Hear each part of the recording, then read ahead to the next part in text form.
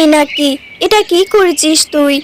কলেজে তো আজকে পরীক্ষা, তুই কি কলেজে যাবি না? এখানে নিশ্চিন্তে বসে বসে ঢেক পাতিল মারছিস? না রে সই, আমার আর কলেজ, আমি আর পড়াশোনাই করব না। তুই যা, ভালো মতো পরীক্ষা দিস। জানিসই তো, বৌদি সব সময় আমার উপর অত্যাচার করে। ওই দিন ভাইয়াকে দিয়ে বলিয়েছে আমি যাতে আর পড়াশোনায় না যাই, এতে করে অনেক খরচা হয়। এই খালো কুটকুটি শয়তানটার কথা তোর ভাইয়া তো শুনে কেন? আমার চাঁদের মতো সইটার জীবনটা একদম নষ্ট করে দিচ্ছে। আমি কি যাব তোর ভাইয়ের সাথে কথা বলার জন্য? না সই, তুই এই কাজ বলেও করিস না, এতে করে আমার উপর অত্যাচার আরো দ্বিগুণ হয়ে যায়। ওই দিন তোকে বৌদি এত অপমান করলো, আমার যে ভীষণ কষ্ট হয়। তুই আর ও বাড়িতে কখনো যাবি না। আসলে আজকে যদি আমার বাবা মা বেঁচে থাকতো, আমাকে এত কিছু সহ্য করতে হতো না। এই সব কিছুই আমার কপালের লিখন, কপালের লিখন কে আর খণ্ডাতে পারে? তুই যাবি না, তুই কলেজে যা। নবাবজাদি এলো এক্ষুনি, এতক্ষণে মনে হলো তার একটা ভারী আছে, বাড়িতে অনেক কাজ পড়ে আছে। নদীর ঘাটে গেলে একদম আসতে আর মনেই চায় না। যত সব ফালতু মেয়ে কোথাকার। মানে বৌদি, তুমি তো এতক্ষণ বাড়িতে ছিলে না, অন্য অন্য বাড়িতে গিয়ে গল্প করছিলে। তাই হয়তো তুমি জানো না, আমি ঘরে সব কাজ করে নিয়েছি। রান্না বান্না, তাল বাসন মাজা, পানি আনা সব শেষ। হ্যাঁ গো ববিতা, আমি একদম বাইরে যেতে পারি না।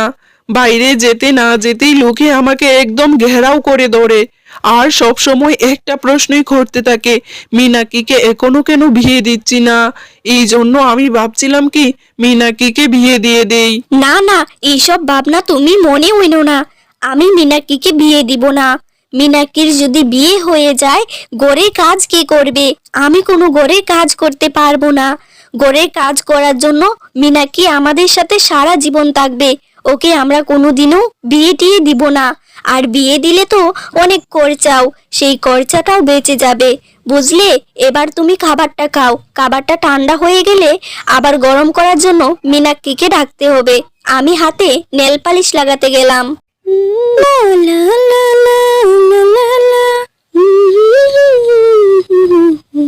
আরে, আমার হাতগুলো যদি আর একটু ফর্সা হতো, কি সুন্দরই না লাগতো নেল পালিশটা। যাই হোক, কালো হাতেও নেল পালিশটা ভালোই লাগছে। এবার আমি একটু ঘুরে আসি গ্রাম থেকে। আরে মা, তুমি আমাদের গ্রামে এসেছো আর আমার বাড়িতে যাচ্ছ না? এখন যদি আমি গ্রামে না বেরোতাম, তাহলে তো তোমাকে দেখতেই পেতাম না। তুমি এভাবেই আমার সাথে দেখা না করে চলে যেতে। আমি কালো বলে আমায় অবহেলা করছো, হ্যাঁ? আরে মা ববিতা, তুই আমাকে ভুল বুঝছিস। তুই কালো বলে আমি তোকে কেন অবহেলা করতে যাব? আমি তো তোকে শিখিয়ে দিয়েছি কি করে লড়াই করে থাকতে হয়। তবে সুখেই তো আছিস। আমি এসেছিলাম তোদের গ্রামের প্রধানের থেকে কিছু টাকা ধার নিতে, তোর ভাইয়া আমাকে পাঠিয়েছিল। হ্যাঁ মা, তুমি অবশ্য ঠিকই বলেছ। তুমি যে আমাকে একটা উপকার করেছো, সেটা ভুলার মতো নয়। তুমি আমাকে এই টেকনিকটা না শেখালে এখানে তো আমি টিকতেই পারতাম না। গ্রামে আমাকে কত মানুষে কত খারাপ কথা বলতো, বলতো আমার কখনো বিয়ে হবে না। বৌদি সারা দিন আমাকে অবহেলা করতো, কুকুরের মতো কাটাতো। কিন্তু তোমার টেকনিক ব্যবহার করে আমি আমার স্বামীর বাড়িতে রাজত্ব করেছি। আমার থেকে কত সুন্দর আমার ননদ, ওকে এমন কাটানি কাটাই যে আমার মুখের উপর কথা বলার কোনো সাহসই নেই। হ্যাঁ ঠিক আছে, রাজত্ব করছিস কর, তবে বেশি বেশি কিছু করতে যাবি না। দেখলি না তোর বৌদি তোর উপর কেমন নির্মম অত্যাচার করত। অবশেষে সে সন্তান সম্ভবা ছিল, নিজের সন্তানটাও মারা গেল। সারা জীবনের জন্য ডাক্তার বলে দিল সে আর কখনো মা হতে পারবে না। আসলে পাপ তো বাপকেও ছাড়ে না। সেই জন্য যা করবি ভেবেচিন্তে একটু কম কম করে করবি, যেন অত্যাচারে একটা মানুষ শেষ না হয়ে যায়। আমি গ্রামের অনেকের মুখে শুনেছি তুই তোর ননদের উপর অনেক অত্যাচার করিস। তুই এটা মাথায় রাখিস, পুরনো গল্প যাতে আবারও রিপিট না হয়। তোর বৌদি তোর উপর অত্যাচার করত, এই কর্মের ফল তোর বৌদি পেয়েছিল। তুইও তোর ননদের বৌদি, সেই কর্মের ফলটা আবার তোকে ভোগ করতে হয়। সাবধানে থাকিস মা। মীনাক্ষীর মা মীনাক্ষীকে জন্ম দেওয়ার সময় মারা যায়। মীনাক্ষীর যখন 4 বছর বয়স, তখন মীনাক্ষীর বাবাও মারা যায়। মীনাক্ষীরা এক ভাই এক বোন ছিল। মীনাক্ষীর ভাইয়ের নাম রমেশ এরপরে থেকে রমেশ আর মীনাক্ষী একসাথে বড় হতে লাগলো। একটা সময় রমেশ বিয়ে করলো আর মীনাক্ষীর উপর অত্যাচার বাড়লো। প্রায় 3 মাস হয়ে গেল, বৌদি আমাকে মাথায় দেওয়ার জন্য কোনো তেলই এনে দিচ্ছে না। আমি একবার ভাইয়াকে বলে দেখবো, কিন্তু ভাইয়াকে তো বললে কোনো কাজ হবে না। বৌদিকে আরেকবার বলে দেখবো, দেখি কি হয়। বৌদি, ও বৌদি, আমার মাথাটা প্রচন্ড ব্যথা করে, প্রায় 3 মাস হয়ে যাচ্ছে। তুমি তো আমাকে একটুও তেল এনে দিচ্ছ না, দাও না গো বৌদি, দোহাই লাগে। আরে বাপরে বাপ, শোনো রায়বাগিনী ননদিনীর কথা, এ তো লম্বা চলে এসেছে তেল লাগাতে। শোনো শোনো, কি কাণ্ড! আরে বাপরে, এটা তো তোর মনে রাখতে হবে, এটা তোর বাপের হোটেল না, এটা তোর ভাইয়ের হোটেল। ভাইয়ের হোটেলে এত খরচা করতে নেই, তোর তো এটা মাথায় রাখা উচিত ছিল। গরিবের মেয়ে তুই, তাহলে এত লম্বা কেন চুল করলি? যদি চুলে তেল দিতে হয় তাহলে কেটে ফেল। আহ ববিতা, এমন অশান্তি কেন করছো? বেচারি তো একটু তেলই চাচ্ছে, এমন হাপ হাপ করছো যেন সোনা দানা চাচ্ছে। হাহ, খাওয়ার নেই এক ফোঁটা তেল, আর সে এসেছে মাথায় দিবে তেল। যত সব। সই, বল বল, আমি আজ এত খুশি কেন? তুই যদি বলতে পারিস তোকে 20 টাকা খাওয়াবো। না রে সই, আমি কি করে জানবো তুই এত খুশি কেন?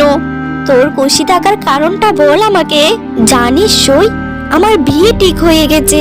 প্রথমে তো আমি বিয়েটা করতেই চাচ্ছিলাম না, কিন্তু যখন ছেলেটাকে দেখলাম তখন আর নিজেকে সামলাতে পারলাম না। এত সুন্দর ছেলেটা, তোকে কি বলবো। তুই কিন্তু আমার বিয়েতে যাবি। আর তোর কবে হচ্ছে বিয়ে সই? আমার আর বিয়ে। ওই দিন আমি দরজার ওই পাশ থেকে শুনলাম ভাইয়া বলছিল আমার বিয়ের কথা, কিন্তু বৌদি মানা করে দিল। বৌদি বলল সারা জীবন বৌদির সাথে আমাকে রেখে দিবে, আমি চলে গেলে বাড়ির কাজ কে করবে। শুধুমাত্র এটার জন্য ওরা আমাকে বিয়ে দিবে না। এই কথাতে ভাইয়াও আর কোনো কথা বাড়ালো না। আসলে কি বলতো, কপালটাই আমার এমন। আমি ভেবেছিলাম এখানে যত কষ্ট করছি তো করছি, হয়তো স্বামীর বাড়িতে গিয়ে ওখানে ভালো থাকবো, কিন্তু সেই বাড়িটা তো আমার কখনো হবে না। তুই বিয়ে কর, সুখে থাক। বিয়ের পরে আমার কথা একটু হলেও মনে রাখিস। তোর জন্য আমার খুব খারাপ লাগে, আমি তোকে অনেক মিস করব। এইসব কি বলছিস তুই? তোর বৌদির কথায় তুই কোনো প্রতিবাদ করিসনি? তোর ভাইয়াও কিছু বলেনি? তোর ভাইটা কেমন একটা মানুষ, এরকম মানুষ আমি আমার জন্মে দেখিনি। বৌদি তো নিজের রক্তের নয়, কিন্তু ভাইটা তো নিজের রক্তের ছিল, তবে এরকম কেন? যাই হোক, বুঝতে পারছি আমি, তুই তো কিছু বলবি না, কোনো প্রতিবাদ করবি না, এভাবে পচে পচে মরবি, কিন্তু আমি তা হতে দিব না। কত বড় সাহস! কালো কিটকিটি শয়তান বুড়ি আমার এত সুন্দর বান্ধবীটাকে তার কাজের বুয়া হিসেবে রেখে দিবি সারা জীবনের জন্য। 1 বছর 2 বছর 5 বছর কাজ করাচ্ছিস তো করা, কিন্তু সারা জীবনের জন্য রেখে দিবি? দাঁড়া, তোদের এমন একটা ব্যবস্থা আমি করেই ছাড়বো।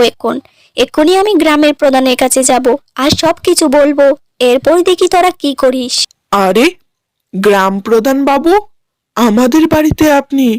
আমাদের কি সৌভাগ্য, আপনার মতো মহান মানুষ এই গরিবের বাড়িতে। আরে কি ভাগ্য আমাদের! কিন্তু রমেশ, তোর ভাগ্য হলেও আমার তো দুর্ভাগ্য বাপু। আমাকে এত কষ্ট করে এত রাস্তা কেন আসতে হলো? কেন আমাকে এখানে আসতে বাধ্য করলি বলতো? আরে আরে, গ্রাম প্রধান বাবু, বসুন না, বসে কথা বলুন। নাকি গরিবের বাড়িতে বসতে আপনার লজ্জা লাগছে? লজ্জা তো তোমার লাগা উচিত, আমার কেন লজ্জা লাগবে? তোমার শরীরটাও যেমন কালো, তোমার মনটা এর থেকে আরো বেশি কালো। তুমি এমন আমি ভাবিনি কখনো। ভেবেছিলাম তোমার শরীরের রং কালো হলে কি হয়েছে, তোমার মনটা হয়তো অনেক ভালো, কিন্তু আমি ব্যর্থ। যাই হোক রমেশ, তুই যদি 1 সপ্তাহের ভিতর মীনাক্ষীকে বিয়ে না দিয়েছিস, তাহলে আমি তোকে এই গ্রাম ছাড়া করব। কি মনে করেছিস আমার গ্রামে থেকে এত বড় বড় অন্যায় করে পার পেয়ে যাবি? একটা মেয়ের বাবা মানেই তো কি হয়েছে, বড় ভাই তো বাবার মতো ছায়া হয়ে থাকে, আর তুই কিনা সেই মেয়েটার অসহায়তার সুযোগ নিচ্ছিস, নিজের কাজের লোক হিসেবে রেখে দিতে চাইছিস। আমার কানে সব খবরই যাচ্ছে। শুধুমাত্র 1 সপ্তাহ আছে তোর হাতে। 1 সপ্তাহের ভিতর বিয়ে দিবি, না দিলে আমি তোদেরকে গ্রাম থেকে কুকুরের মতো ধুর ধুর করে বের করব। আসলে গ্রাম প্রধান বাবু, আপনি ভুল খবর শুনেছেন। আমরা তো মীনাক্ষীকে বিয়ে দিতে চাইছি। আমরা এরকম কেন ভাবনা ভাববো? কিন্তু মীনাক্ষীর জন্য কোনো ছেলে পাচ্ছি না। আসলে কেউ তো মীনাক্ষীকে বিয়ে করতে চায় না। হ্যাঁ হ্যাঁ, গ্রাম প্রধান বাবু, আমাদের কি লাভ মীনাক্ষীকে আমাদের সাথে রেখে? আমরা তো তাড়াতাড়ি কোনো ব্যবস্থা করার চেষ্টাই করছি, এখন না হলে কি করব? যদি ব্যাপারটা এইরকমই হয়, তাহলে আমি মীনাক্ষীকে আমার ছেলের বউ করে নিয়ে যাব। ঠিক 1 সপ্তাহ পর তোরা রেডি থাকবি। আমার ছেলেকে আমি এক্ষুনি গিয়ে বাড়িতে ফোন করব, ও যাতে বিদেশ থেকে ছুটি নিয়ে দেশে আসে। আর একটা কথা, যদি কারসাজি করেছিস বিয়ে না দেওয়ার জন্য, তাহলে বুঝতে পারবি আমি তোদের অবস্থাটা ঠিক কি করি। মেয়েটা এত ভালো, এত সরল সোজা, দেখতেও অনেক সুন্দর। আর এই মেয়েটার সাথে তোরা এইভাবে অন্যায় করেছিস। আমার গ্রামে থেকে এভাবে কারো উপর অত্যাচার করে তোরা বেঁচে যেতে পারবি না। মনে রাখবি মাথায় কথাটা। মীনাক্ষী, আমি আমার বিদেশে থাকা ছেলে রানার সাথে তোর বিয়ে ঠিক করেছি, ঠিক 1 সপ্তাহ পর। এতে করে তোর কোনো আপত্তি আছে? আপত্তি থাকলে বল। আর তোকে যে বিয়ে দিচ্ছে না, এই খবরটা তোর বান্ধবী সকা আমাকে বলেছে। তুই ভাগ্য করে এমন একটা বান্ধবী পেয়েছিস, যে কিনা তোর এই দুর্দিনে তোর পাশে থাকলো। এ তো আমার পরম সৌভাগ্য। আপনাদের বাড়িতে বউ হয়ে আপনাদের সেবা করার সুযোগ পাবো, এতে করে আমার কোনো আপত্তি নেই। আপনি তোড়জোড় শুরু করুন। মীনাক্ষী তার বান্ধবী সকার সাথে দেখা করে এবং সকাকে অনেক অনেক ধন্যবাদ জানায়। দুই বান্ধবী অনেকক্ষণ দাঁড়িয়ে অনেক কথা বলতে থাকে। মীনাক্ষী অনেক খুশি ছিল, কারণ এত বছর পর তার জীবনে একটু সুখের ছায়া নেমেছে। কিন্তু এই সুখ আর কতক্ষণের? হ্যাঁ গো, মীনাক্ষী তো ওই দিন আমাদের কাছে তেল চেয়েছিল মাথায় দেবার জন্য, কিন্তু আমি তো খুব খারাপ ব্যবহার করেছিলাম। আমি ভাবছি মীনাক্ষীকে তেল কিনে দেব, টাকা দাও আমাকে এক্ষুনি। হ্যাঁ, হ্যাঁ, আমি তো অবাক হয়ে যাই তোমার কর্মকাণ্ড দেখলে। ওই দিন বলেছ তরকারিতে দিয়ে খাওয়ার মতো তেল নেই, এখন তেল কিনে দিবি মীনাক্ষীকে? যাক বাবা, ভালোই তাহলে। নিয়ে নাও টাকা আর কিনে দাও তেল। মীনাক্ষী, এত সহজে আমি তোকে ছেড়ে দিব? তুই আমার বাড়ি ছেড়ে চলে যাবি? আমি তোকে সারা জীবন কাজের বুয়া করে রাখবো। আমি এখন তেল আনতে যাচ্ছি, তবে সেটা তোর চুলে লাগানো মাত্রই তোর এমন হাল হবে যে তোকে গ্রাম প্রধানের ছেলের বউ তো দূর, গ্রাম প্রধানের বাড়িতে গেস্টেও দিবে না। এরপর ববিতা এক তান্ত্রিকের কাছে যায় এবং জাদুকরি তেল চায়, যে তেল দ্বারা সে তার ননদের মাথা পাকা করতে পারবে। কিন্তু তান্ত্রিক বিনিময়ে অনেক টাকা চায়। সব টাকা দিয়ে ববিতা তান্ত্রিকের থেকে সেই তেল নিয়ে আসে মীনাক্ষীর জন্য। তেল নিয়ে ববিতা খুশি খুশি মনে বাড়ি যেতে থাকে, মনে মনে অনেক পরিকল্পনা আঁটতে থাকে। এই নে মীনাক্ষী তেলটা, 2 দিন পর স্বামীর বাড়িতে চলে যাবি, তাই তেলটা এনে দিলাম। না হলে সেখানে গিয়ে তো বলবি বৌদি আমাকে শেষমেশ তেলটাও দিল না। দেখিস আবার আমাকে উল্টো পাল্টো কথা শুনিয়ে দিস না শ্বশুর বাড়িতে গিয়ে। বৌদি খারাপ, এই সেই কত কি। না না বৌদি, তুমি আমাকে ভুল বুঝছো। আমি এসব কথা কেন বলতে যাব? তুমি শুধু শুধু বেশি বেশি ভাবছো। আমি এরকম কোনো কথা কখনোই বলবো না। তুমি আমাকে তেলটা এনে দিয়েছো, অনেক ধন্যবাদ। আসলে আমার মাথাটা না প্রচন্ড ব্যথা করে। ধন্যবাদ বৌদি। এই তেলটা অনেক দামি। এই তেলটা একবার মাথায় লাগালে পুরা মাথা একদম ঠান্ডা হয়ে যায়, সেটা যতই ব্যথা থাকুক, বুঝলি? এরপর সন্ধ্যা ঘড়িয়ে রাত নেমে আসে। কবিতার মাথায় হঠাৎ করেই প্রচন্ড ব্যথা হতে থাকে, আর সে ব্যথায় চটপট করতে থাকে। হ্যাঁ গো, আমার মাথাটা অনেক ব্যথা করছে। তুমি আমার জন্য এক্ষুনি একটু তেলের ব্যবস্থা করো। খবরদার, তুমি মীনাক্ষীর থেকে তেল আনবে না। বাজার থেকে এক্ষুনি গিয়ে আমার জন্য তেল নিয়ে আসো। ঠিক আছে, আমি যাচ্ছি বাজার থেকে তেল আনতে। তুমি কোনো চিন্তা করো না। তেল এনে তারপর আমি তোমার মাথায় মালিশ করে দেবো নে। দেখ তো মীনাক্ষী, তোর বৌদির মাথাটা ব্যথা করছে। তোর বৌদি বলছে তেল এনে মালিশ করার জন্য, কিন্তু তোর তেলটা নিতে বারণ করেছে। আমি এত রাতে এখন বাজারে গিয়ে তেল আনতে বলছে। তোর বৌদির সাথে কথা না বাড়িয়ে বলেছি তোর থেকে তেল নিব না, বাজারে যাচ্ছি, একটু তোর তেলটা দে তো। তোর বৌদিকে বলিস না তোর থেকে যে নিয়েছি। আরে ভাইয়া, তুমি এটা নিয়ে ভেবো না, আমি কখনোই বৌদিকে বলবো না তুমি আমার থেকে তেল নিয়েছো। বৌদি হয়তো ভাবছে আমার থেকে আবার তেলটা নিয়ে নিলে আমি রাগ করব। এরপর মীনাক্ষী তার তেলটা তার ভাই রমেশকে দিয়ে দেয়। রমেশ তেলটা নিয়ে ববিতার মাথায় ঢালতে থাকে এবং ডালা শেষ হলে এরপর ববিতার মাথায় মালিশ করতে থাকে। অনেকক্ষণ ববিতার মাথায় মালিশ করার পর ববিতা ঘুমিয়ে যায়। তখন রমেশ গরু রাখার ঘরে গিয়ে শুয়ে পড়ে। এভাবেই দেখতে দেখতে রাতটা কেটে যায়। সকাল হয়। সকাল হতেই ববিতা ঘুম থেকে উঠে। হ্যাঁ, এ কি? আমি একই সব দেখছি। তোমার মাথার চুল কই? তোমার মাথায় তো একটাও চুল নেই। তুমি এভাবে টাক হলে কিভাবে? চুল নেই মানে কি বলছো? আরে সত্যি তো, একটাও চুল নেই। তুমি রাত্রিবেলা আমার মাথায় তেল লাগিয়েছিলে। কোথায় থেকে লাগিয়েছিলে? আমি তো বলেছিলাম মীনাক্ষী তেল আমার মাথায় দিবে না। কেন দিয়েছিলে? এটার জন্য তুমিই দায়ী। তুমি আমার সব চুল ফেলে দিলে, তুমি আমাকে নেড়া করে দিলে। আমি তোমাকে বারবার বলেছি মীনাক্ষীর তেল আমাকে দিবে না। তার মানে তুমি মীনাক্ষীকে কোনো সাধারণ তেল দাওনি, মীনাক্ষীর তেলে কোনো কিছু একটা মিশিয়ে দিয়েছিলে। তুমি জানতে মীনাক্ষী এই তেল দেওয়ার পর টাক হয়ে যাবে, আর সেটা তুমি জেনে বুঝে করেছো? হ্যাঁ হ্যাঁ, আমি জেনে বুঝেই করেছিলাম। আমি কখনো মীনাক্ষীর চুলগুলো সহ্য করতে পারতাম না। ওর গায়ের রং, ওর সৌন্দর্য সব সময় আমার গায়ে ঝলন ধরতো। আমি চাইতাম না মীনাক্ষীর বিয়েটাও হয়ে যাক, তাই আমি এসব করেছিলাম। কিন্তু তুমি আমার এত বড় ক্ষতিটা করলে। তুমি এই তেলটা কেন আমার মাথায় লাগিয়েছিলে? কেন? এখন তো আমি নেড়া হয়ে গেলাম, লোকের কাছে মুখ দেখাবো কি করে? পাপ করেছো আবার ভোর গলায় বলছো? আরে আমি তোমার কর্মকাণ্ড দেখে তো অবাক হয়ে যাই। তুমি কি করে এসব আনতে পারলে? তুমি তো একটা খুনি, তুমি একটা অমানুষ। আমি এতদিন তোমার সাথে সংসার করেছি, তোমার সব কথা মেনে নিয়েছি। তুমি অসুন্দর তাতেও আমার সমস্যা ছিল না, কিন্তু তুমি এত বড় খারাপ এটা আমি জানতাম না। আজকে থেকে আমি আর তোমার সাথে থাকবো না। তুমি কালো এতে সমস্যা নেই, কিন্তু ন্যাড়া মাথার বউকে নিয়ে আমি সংসার করতে পারবো না। তুমি আমার বাড়ি ছেড়ে এক্ষুনি চলে যাও, বেরিয়ে যাও বলছি। আমি কি করলাম? সুখে থাকতে আমাকে বউতে কিলিয়েছিল নাকি? কেন আমি এত বাড়াবাড়ি করতে গেলাম? আমি তো ভালোই ছিলাম। এবার কি হবে আমার? কি করে লোককে মুখ দেখাবো?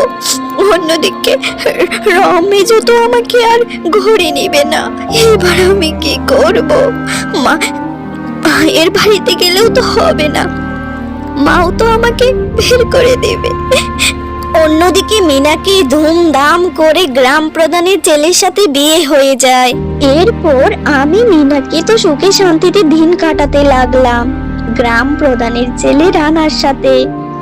একটা কথা তোমাদেরকে বলতে চাই, হিংসার ফল কখনো ভালো হয় না।